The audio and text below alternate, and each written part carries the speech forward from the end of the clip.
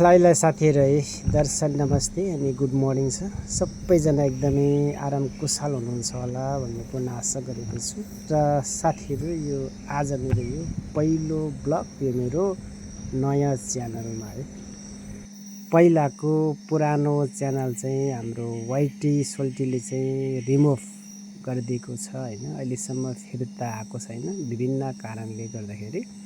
र साथीहरु अहिले फेरि मैले यो नयाँ च्यानल चाहिँ सुरु गरेको छु। जति पनि रमेश तामाङलाई चिन्नुहुने सम्पूर्ण साथीहरु चाहिँ यसो जोडिनु होला। पहिला जस्तै साथ सपोर्टको आशा राखेको छु।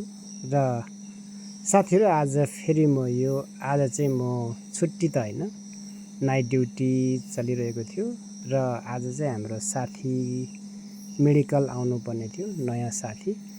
त्यही मेडिकल गर्नको लागि चाहिँ साथी लिएर आउँदाखेरि उहाँलाई चाहिँ मेडिकल गर्नुलाई लाइनमा राखे।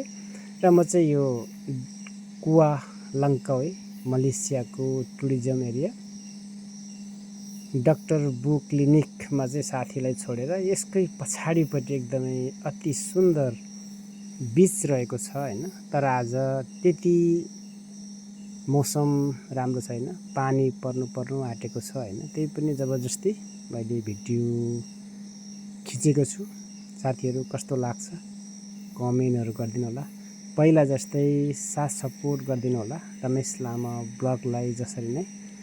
अहिले फेरि बिस्तारै मैले यो सुरुवात गरेको छु र सबैजना एकदमै आराम कुशल हुनुहुन्छ होला। संसारभरि छरिरहनु भएका सबैजना वाइटी फ्यामिलीहरु है। आज चाहिँ म यो डाक्टर बु क्लिनिकको पछाडिको दृश्य हो। त्यति राम्रो देखिएको छैन, मौसम अलिकति खराबै छ हैन। सो लङ्कावेतिर पहिला भन्दा अहिले चाहिँ बर्खा लागिसकेको छ। अहिले 1 हप्ता जति भयो पानी पर्ने, कहिले घाम लाग्ने यस्तै मौसम भइरहेछ। अलिकति सन्चो पनि छैन, घाँटी दुख्ला जस्तो पनि भइरहेछ हैन। अहिलेको मौसम चाहिँ यस्तै खालको छ हैन। कहिले बिरामी हुने, कहिले चाहिँ सन्चो हुने, कहिले घाम लाग्छ मरुन्जेल, कहिले पानी पर्छ मरुन्जेल, यस्तै खालको मौसमहरु छ साथीहरु है। यो चाहिँ बीच रहेको छ र यहाँ चाहिँ त्यति फिसरमेन बोटहरु त्यति आउँदैन हैन। जुन यो घुम्न आउने टुरिज्म हैन, विभिन्न देशबाट चाहिँ यहाँ घुम्न आउँछ। र अहिले पछिल्लो समय अहिले 2 महिना जति भयो यो ठाउँमा मान्छे त्यति देखिँदैन। जुन उता कुवेततिर बराइनतिर हैन यो लडाई पर्न सुरु भयो, फाइट पर्न सुरु भइसकेपछि अहिले लङ्कावेतिर पनि एकदमै इफेक्ट परेको छ। यो पार्किङ एरिया पहिला खुट्टा हाल्ने ठाउँ हुँदैन थिएन। यहाँ यसरी भिडियो बनाउनु पाइँदैन थियो पहिला मान्छे धेर भएर।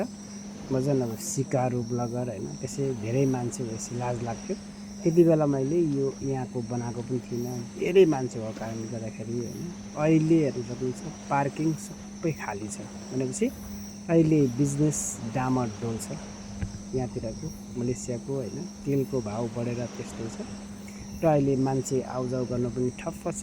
मान्छेलाई घुमडुल गर्नु पनि अब मनमा खुसियाली हुनु पर्यो अनि पो ढुल्छ हैन। अब मनमा खुसी छैन, विभिन्न अब लडाइँहरु भइरहेछन् हैन। त्यही भएको कारणले गर्दाखेरि अहिले लङ्कावेतिर पनि यो खालको स्थिति छ।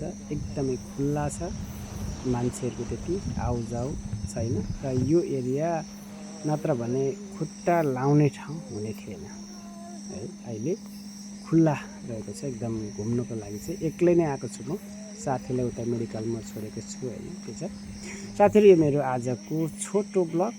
अब यसकै टुक्रा फेरि म अर्को पार्ट 2 मा ल्याउने छु। आजलाई भने चाहिँ यति नै।